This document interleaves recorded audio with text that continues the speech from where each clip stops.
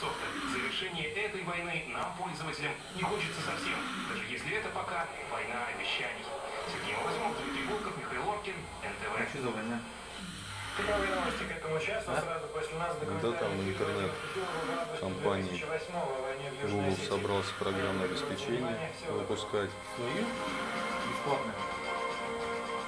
Типа Linux? Для установки там. Linux.